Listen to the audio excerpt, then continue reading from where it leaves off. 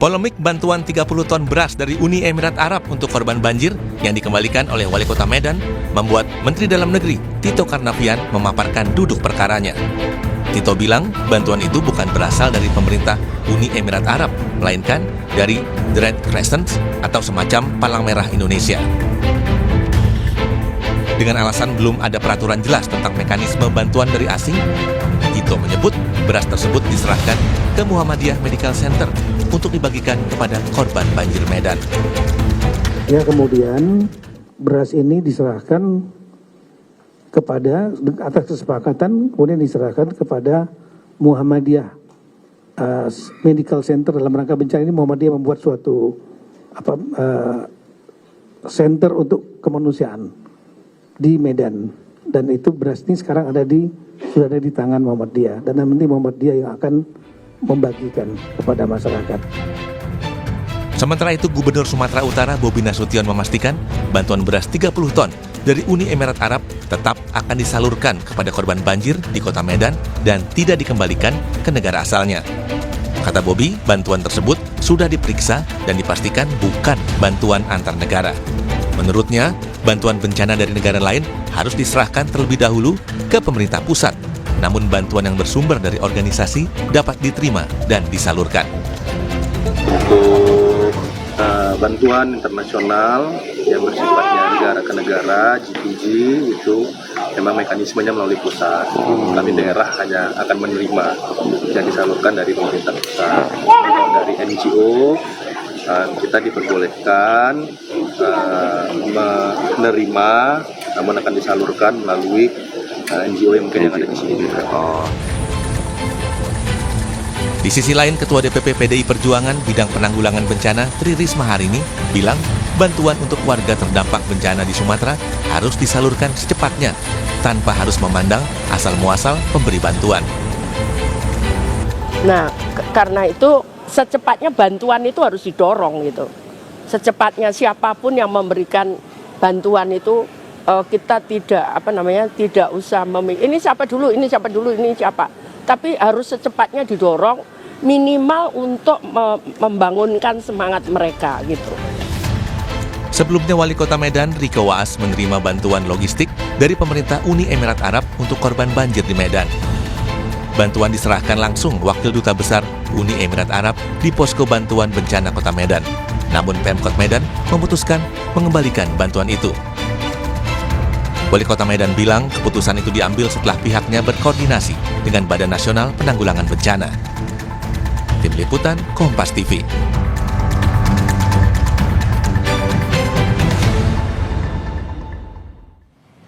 Bantuan asing diperbolehkan namun dibatasi, yakni bantuan dari non-pemerintah negara lain. Lalu seperti apa mekanismenya? Kita akan tanyakan langsung kepada staf sus kantor staf Presiden KSP, Timothy Ivan Triono, melalui sambungan daring.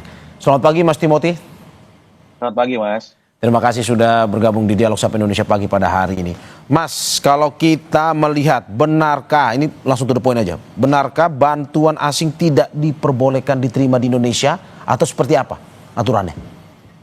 Ya, tentu kita juga harus bedakan terlebih dahulu ya antara bantuan asing yang diberikan oleh pemerintah dalam arti G2G dan juga bantuan asing yang diberikan oleh lembaga internasional itu.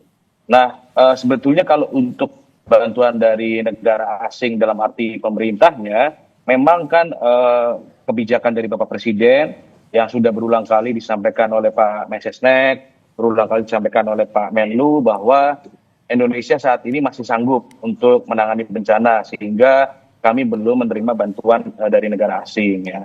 Tetapi pada prinsipnya begini, persoalan penerimaan bantuan asing ini kan diatur oleh 3 aturan ya, diatur oleh 3 dasar hukum.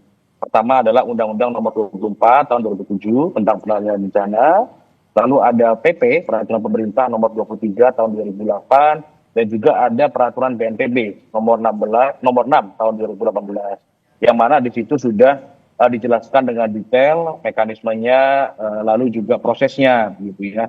Pertama memang yang dipersyaratkan adalah harus ada pernyataan dari pemerintah pusat bahwa bencana itu adalah bencana nasional dan juga harus ada pernyataan dari pemerintah bahwa pemerintah pusat itu membuka bantuan asing.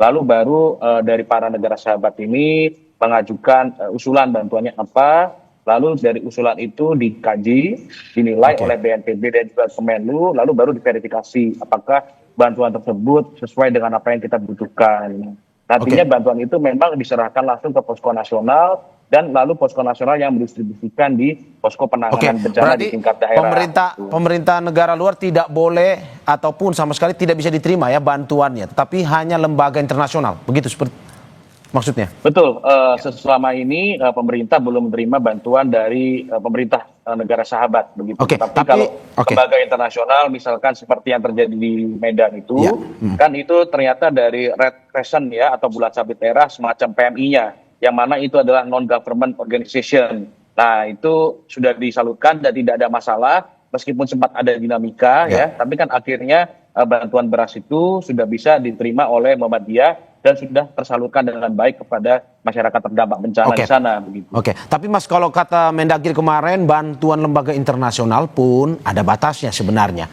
Batasnya seperti apa? Ya, sebetulnya tidak ada batas yang konkret ya. Memang dalam peraturan BNPB nomor 6 tahun 2018 itu ada 5 hal yang boleh diberikan oleh negara sahabat. Yang pertama adalah uang, bantuan uang. Yang kedua adalah bantuan logistik. Yang ketiga adalah bantuan peralatan. Yang keempat itu bantuan personil. Dan yang kelima adalah bantuan berupa satuan-satuan. Ya.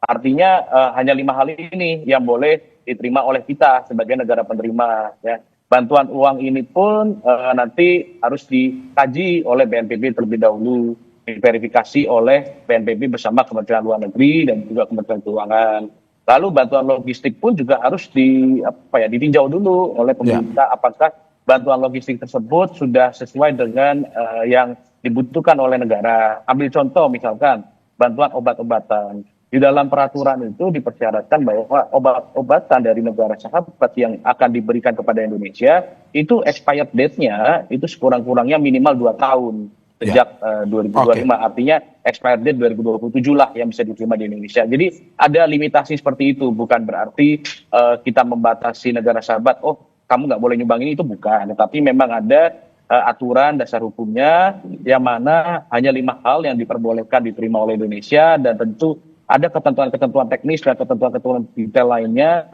yang menjadi dasar atau acuan bagi BNPB dalam menetapkan itu. Tetapi sekali lagi, pemerintah Indonesia sudah berulang kali ditegaskan oleh Bapak Presiden bahwa kita saat ini sedang bekerja sangat keras dan kita masih mampu menangani penanganan bencana. Begitu. Oke, berarti Anda mau bilang bahwa kalau misalkan pemerintah negara lain memberikan bantuan tanpa diketahui oleh pemerintah Indonesia, bantuan itu akan dipulangkan ya? Maksudnya seperti itu?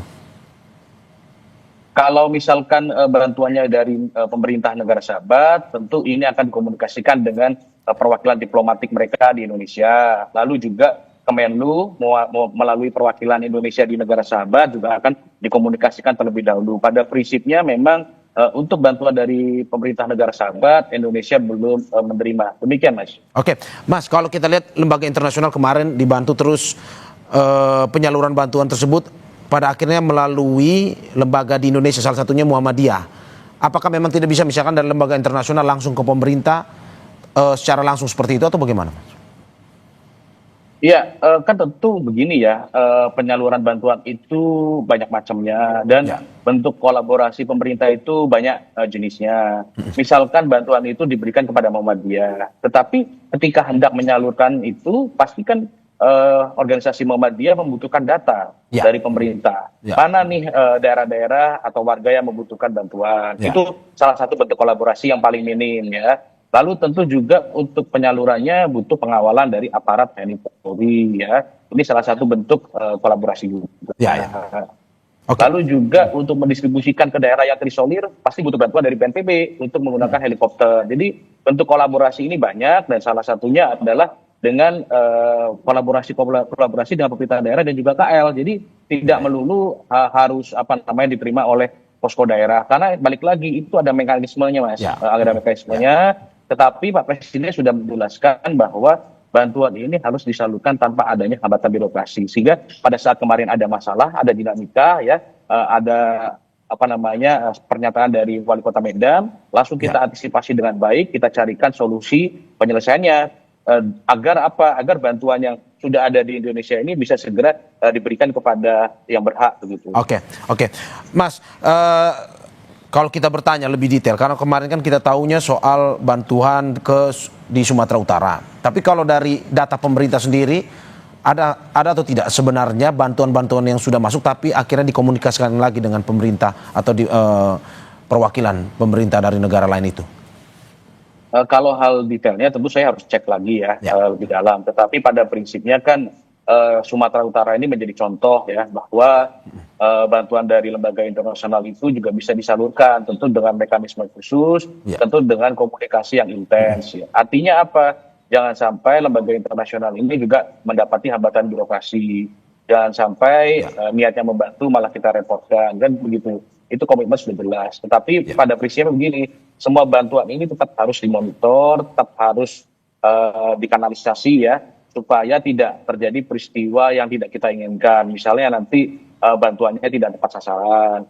Lalu yang kedua mungkin nanti ada peristiwa rebutan ya di masyarakat. Lalu juga nanti tentu ada peristiwa mungkin bantuannya diberikan sudah expired atau apa. Nah itu kan perlunya dari pemerintah untuk melakukan monitoring dan juga verifikasi gitu. Oke. Dan kita harapkan memang pemerintah dalam rangka mempercepat pembangunan infrastruktur, pemberian bantuan akan lebih optimal lagi ya Mas ya, untuk nantinya bisa diterima oleh masyarakat yang menjadi korban. Tentu itu menjadi prioritas Bapak Presiden. Ya, oke. Terima kasih Staf Sus Kantor Staf Presiden KSP Timothy Ivan Triono atas apa yang disampaikan. Semoga ini bisa memberikan masukan dan juga titik terang bagi pemberian bantuan terutama kepada mereka korban bencana. Sekali lagi terima kasih Mas Timothy, sehat-sehat selalu Mas. Terima kasih.